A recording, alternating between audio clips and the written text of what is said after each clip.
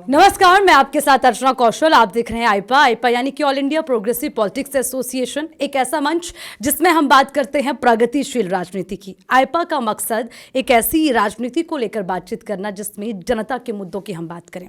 तो इस वक्त निषाद पार्टी के राष्ट्रीय अध्यक्ष हमारे साथ हैं, संजय कुमार निषाद जी। उनसे समझेंगे गठबंधन उनका बीजेपी के साथ जरूर है, लेकिन धरातल पर क्या मुद्दों की बात आजकल राजनीति में हो रही है, क्योंकि हम सीधे मुद्दों की बात करेंगे। बहुत बहुत स्वागत है आपका आईपा में। बहुत बहुत बधाई आपके चैनल को। जी संजय जी, इस सीधे बात करते हैं कि अभी गठबंधन की बात चलती है, फिर बीजेपी की बात चलती है, सपा की बात, हर पार्टी की बात होती है। मैं तो सीधी बात आपसे करना चाहूंगी, क्या मुद्दों पर राजनीति हो रही है? इसीलिए मुद्दों के हल के लिए तो तीन पार्टी है, निषाद पार्टी, अपना दल, भारतीय जनता पार्टी, और तीनों ने मिल के मुद्दे हल करने की बात की है। कोई न कोई मुद्दा जो होता है उसके लिए पार्टी बनाई जाती है, और जो समाज धोखा खाया होता है वो इकट्ठा होता है। 70 सालों से कांग्रेस, सपा, बसपा से धोखा खाया समाज, सताया गया वो समाज, जिसकी 2 जून की रोटी छीनी गई, कपड़े, मकान, रोजगार छीने गए हों, अंग्रेज़ों से ज़्यादा क्रूरता किया हो। अंग्रेज़ जब भाग के गए थे तो $1 का बिस्कुट $1 में मिलता था। आज $1 अंग्रेज आते हैं, $1 खर्च करते हैं, 76 बिस्कुट पाते हैं, और 76 गुना हम गरीब हो जाएं। तो ये जो है एक तरीके का इस भारत के साथ नाइंसाफ़ी है। जो सत्ता के शिकार हैं वो निर्बल हैं, और जो सत्ता के हिस्सेदार हैं सबल हैं। तो हम उन सब जो निर्बल हैं, जो सत्ता के शिकार हैं, उन्हें इकट्ठा किया जा रहा है, और उन्हें इकट्ठा करके उन्हें स्वास्थ्य, शिक्षा, रोजगार, रोटी, कपड़ा और मकान के लिए हैं। हम 2 साल से बीजेपी के साथ आए हैं, 1.5 साल से कोरोना था, और 6 महीने से मैं लगातार अपनी आवाज़ को उठा रहा हूँ। आपने देखा होगा कि 6 महीने में पूरी दुनिया के पटल पर भारतीय राजनीति को मैंने अपने उस मुद्दे को, जिसके वजह से इस देश को आज़ाद कराने वाली 578 जातियां हैं जिनके साथ अन्याय हुआ है। अंग्रेज़ों ने कानून बनाकर उजाड़ा था, कहा था कि क्रिमिनल ट्राइब्स एक्ट लगाया था कि डॉक्टर का बेटा डॉक्टर होता है, इंजीनियर का बेटा इंजीनियर होता है, बदमाश का बेटा बदमाश होता है, और डकैत का बेटा डकैत, कतली का बेटा कतली है। ये कतली जातियाँ हैं, हमें गला काट कर मार रही हैं। ये देश को लूट कर अंग्रेज जब लेके जा रहे थे तो सबसे पहले मछुआरों ने समुद्र में देखा कि देश का धन लूट के लेके जा रहे हैं, उन्हें मारना शुरू किया। 12 अक्टूबर 1871 को उन्होंने क्रिमिनल ट्राइब्स एक्ट करके उजाड़ दिया। तो उस फाइल को, उस आयोग बना 1950 में, उसका नाम था Anantha Sayanam Ayyangar criminal tribes act inquiry committee. उसने रिपोर्ट दिया कि इन जातियों के साथ बहुत अन्याय हुआ, अंग्रेज़ों ने उजाड़ा है, और छुप छुप के रहते हैं, रोड पर पाइपलाइन में हैं, और इनके पास कोई न शिक्षा है, न स्वास्थ्य है, न रोजगार है, न घर है, न रोटी, कपड़ा, मकान है। उसको हम लोगों ने 6 घंटे 16 मिनट मैंने बहस कराया। मीरा कुमारी जी थी, उस समय लोकसभा अध्यक्ष थी। मैं उन्हें क्या कहूँ, इन जातियों के साथ इतनी इंसाफ़ी हुई कि उस आयोग के रिपोर्ट को उन्होंने कूड़ेदान में डाल दिया।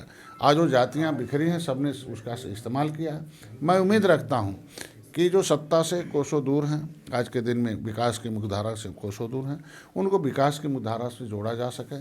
क्योंकि मोदी जी के साथ इसलिए हूँ कि इनकी एक सोच है, सबका साथ, सबका विकास, सबका विश्वास, बिना भेदभाव के। चाहे वो किसी योजना का लाभ देना हो, चाहे घर बनाना हुआ, चाहे उन्हें खाद्यान्न देना हुआ, चाहे कुछ भी हो। पिछली सरकारें क्या करती थी? भेदभाव करती थी। जिनकी सरकार होती थी, बटन दबाओ साइकिल को तो उनके माँ के कोख से हाकिम पैदा होते थे, बाकी के माँ के कोख से मजदूर पैदा होते थे, हरवा पैदा होते थे। लोग जाने लगे जब किसी विभाग में, तो जो और जातियाँ हैं किसी जगह, जो कमज़ोर जातियां हैं, मजबूत लोग तो कहीं भी अपनी बात मजबूती रख सकते हैं, कमज़ोर लोग अपनी बात को रखने के लिए किसी सहारे लेना चाहते हैं। तो जब किसी पुलिस में जाते हैं, थाने में जाते हैं, तो कि भाई मेरा कोई दरोगा, कोई मेरा सिपाही, होमगार्ड होगा तो मैं उसके सहारे सीओ और बात कर लूँगा। वो कहीं भी जाते हैं ब्लॉक में कि मेरा कोई चपरासी, कोई बाबू होगा तो अधिकारी से बात करके हम जो है अपनी फरियाद कर सकते हैं। हर विभागों में जाते हैं तो देखते हैं कि 30 साल से जो इनकी सरकारें बन रही थी, हाथी और साइकिल की, इनके लोग ही हर जगह दिखाई देते हैं, बाकी लोग नहीं दिखाई देते। उसकी देन थी कि सारे लोग 2014 से हटना शुरू हो गए। 2014, 2017, 2019 में एक ऐतिहासिक रूप से इनसे दूर हुए, और ऐतिहासिक रूप से मोदी जी के साथ जीत हुई, और जहां हम लास्ट आवर में उनके साथ आए, उसी तरीके से 2022 में भी जीत होगी, और जितना इंडिया सीट निर्धारित की उससे अधिक जीत कर दिखाएंगे। देखिए संजय जी, आपकी पार्टी की खुद अपनी एक अलग पहचान है, तो मैं गठबंधन की तो बात नहीं करूंगी, लेकिन बीजेपी को लेकर चाहे विपक्ष की बात हो, कुछ जनता के मुद्दों को भी हमने समझा है। आपके लखनऊ में बहुत सारे गाँव में हम पहुँचे, यहाँ पर एक गाँव है जहाँ पर पंचायतें ही खत्म कर दी गई, 88 गाँव उसमें हैं, और अभी नगर निगम के चुनाव हुए हुए नहीं, तो लोगों ने उसको लेकर एक समस्या बताई कि जब चुनाव नहीं हुए, पंचायतों को ख़त्म कर दिया, गांव के लोगों को लावारिस कर दिया, तो लोग नाराज़गी उस पर भी जाहिर कर रहे हैं। महंगाई को लेकर लोग कह रहे हैं कि जो राशन मिल रहा है मुफ्त में, उसको बंद कर दें, क्योंकि रोज़गार तो मिल नहीं रहा, मुफ्त के नाम पर अपनी टिकट छाप रहे हैं। तो सर इस पर आप क्या कहेंगे, क्योंकि सर आपकी खुद की भी एक अलग विचारधारा अपनी पार्टी के साथ, तो इसलिए मैं समझ। देखिए, जो भी आप बोल रहे हैं उस पर माननीय प्रधानमंत्री जी, गृह मंत्री जी चिंता कर रहे हैं। पिछली सरकारों ने ऐसी ऐसी गलत नीतियां बनाई हैं जो आज उसका दंश झेल रहा नौजवान। मिलें बेच दी, मिल बेचने के लिए कमीशन लगाए जाते थे, कितने बिकेगी मिल। किसान का, नौजवान का दिल होता है और उस दिल को ही बेच दो। कम से कम आज वो मिलें स्टार्ट हो रही हैं और रोज़गार के साधन बढ़ाए जा रहे हैं। जहाँ एक अचानक 70 साल से सताए गए हों, 70 गुना उन्हें उलझाया गया हो, उसे सुलझाने में थोड़ा टाइम लगता है। जहाँ तक आप कर रही हैं, भाजपा के मन में, नियत में अभी तक तो मैं जानता हूँ, आगे क्या मैं नहीं जान सकता। लेकिन जो पिछली सरकारें रही हैं, कांग्रेस रही है, चाहे सपा रही है, चाहे बसपा रही है, वो कितना धोखेबाजी की है, कितना अन्याय और शोषण किया है, किस तरीके से हम लोगों के साथ सताए गए हैं। कि आप एक उदाहरण दूँ कि 7 जून 2015 को हम एक आरक्षण की आवाज़ उठा रहे थे कि ये कह रहे थे कि राष्ट्रपति ने हमें मझवार नाम से सूचीबद्ध कर रखा संविधान की सूची में। हम उसकी उपजाति केवट मल्ला माझी को उसने गिना भी है और 70 लाख उस समय हमारी गिनती थी 1961 में उत्तर प्रदेश में। हमें घटाते घटाते मार दिया, 3000 कर दिया, कलम से मार दिया। तो मेरी गिनती जो होनी चाहिए वो मझवार में, हमें अनुसूचित जात का लाभ मिलना चाहिए। गुर्जर आंदोलन चल रहा था राजस्थान में 1 महीने तक और पटरियाँ उखाड़ दी गई, एक डंडे नहीं गुर्जरों पर बसे थे। और हम 1 घंटे के अंदर हम रेल ट्रैक पर गए और यही समाजवादी पार्टी ने गोली चलवाया, मेरे एक भाई को मरवाया और कितने तांडव हुए। 302 का फर्जी उल्टा मुकदमा लिखवा दिया और महिलाओं को नंगा करके पीटा गया। कितना बड़ा ब्रिटिश हुकूमत भी इतना अन्याय कि एक शरीर पर मेरे कार्यकर्ता पकड़े गए थे, शरीर पर कोई जगह नहीं होगी कि इतनी पिटाई होगी उनके पास है। वो दर्द कैसे भूला जा सकता है। हम ही वोट देकर सरकार बनाएं। सामाजिक न्याय कहते हैं कि हम समाजवाद हैं, हम सबका विकास, हम पिछड़ों की नुमाइंदगी करते हैं, तो हमें पिछड़े से निकाल के लटकाते, बहन जी उसे स्टे ले लेती और 30 साल तक हमारी नौकरियों में डकैती हुई है। सुप्रीम कोर्ट में लिख कर दे देते हैं कि नहीं, ये अनुसूचित जात के हकदार नहीं है। यहाँ कहते हैं कि हम शामिल करेंगे और वहाँ कहते हैं कि हम अनुसूचित जात के हकदार, ये लोग नहीं हैं। आज के दिन में जब हम दिल्ली में माननीय विशंबर जी हमारे सदन में आवाज़ उठाते हैं हक हिस्से के लिए, समाजवादी पार्टी उसका वॉकआउट कर देती है। तो ये कथनी करनी में अंतर है। इसीलिए आज के दिन में जब हमारे समाज के लोग मांगना शुरू कर दिए कि भाई पिछड़े के नाम पर आप सरकार बनाते हो 5 बार, तो 5 कोई ऐसा कानून बता दो कि जो पिछड़े के बच्चों को विकास की मुख्यधारा में लाने के लिए बनाया गया हो। जब रिपोर्ट कार्ड आप नहीं दोगे, खाली सरकार बनेगी, political partner Amar Singh and company हो जाएगी, तो दूर तो होंगे ना समाज के लोग। आखिर जुड़े तो थे ना 2014 तक, 5 बार सरकार बनाई थी समाजवादी पार्टी की, इन्हीं पिछड़ों ने बनाई थी ना। तो गलती इनकी थी कि 5 बार में ऐसा कोई कानून नहीं बना पाया कि इनको जोड़ते रहे। अगर मोदी जी जोड़ लिए, मोदी जी सबको दिया, कई मुख्यमंत्री बनाए पिछड़ों को, अपने खुद को, तो आज के दिन में इसीलिए तो जनता उनके साथ जुड़ रही है कि बिना भेदभाव को। आज के दिन में चले जाइए कैसे नौकरियां मिलती थी, किस तरीके से उनके लोग दिखते हैं। हम कहते हैं कि सभी के सब बच्चों को, सभी बिरादरी को हक मिलना चाहिए, सभी पिछड़ों को हक मिलना चाहिए। आखिर और बिरादरी कहाँ जाएंगी? वोट के नाम पर पिछड़ों का वोट लिया जाएगा। 5 साल तो जब इलेक्शन आएगा तो पिछड़े याद आते हैं, इलेक्शन आएगा तो दलित और दलदल याद आते हैं। 5 साल जब सत्ता मिल जाती है तो भूल जाते हैं। हम कहते हैं उनकी चर्चा तो 5 साल होनी चाहिए ना, जिसकी चर्चा आप कर रहे हैं, महंगाई की, भ्रष्टाचार, ये इलेक्शन के समय ही क्यों है? 5 साल आखिर क्या कर रहे थे? कोरोना में कोई नेता निकला? हम लोग तो निकले ना, मोदी जी निकले, योगी जी निकले ना। आखिर और नेता क्या कर रहे थे? क्यों डर रहे थे? हम कहते हैं कि जब आप कहते हो कि हम तुम्हारे लिए जान लगा देंगे, तो जान से मर रहे थे तो कहाँ थे? दुनिया में ये बड़ी वैश्विक बीमारी थी ना। तो ऐसे में आज के दिन में जिन मुद्दों की आप महंगाई की बात कर रही हैं और कि जो किसी गांव की बात, ये लोकलाइज है। यहाँ राष्ट्रवाद बड़ा मुद्दा था, धारा 370, राम मंदिर था, हिंदू मुसलमान राइट होता था, कितने गरीब कट के मर जाते थे।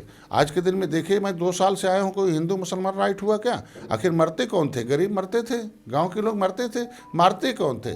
कैराना का रिपोर्ट बताइए, देखिए क्या कहता रिपोर्ट, SIT का रिपोर्ट कहता है, जांच एजेंसी कहती है कि लखनऊ से फ़ोन जाता है कि नहीं अभी नहीं जाना है गांव में, मतलब अभी दंगा कटने दो सबको।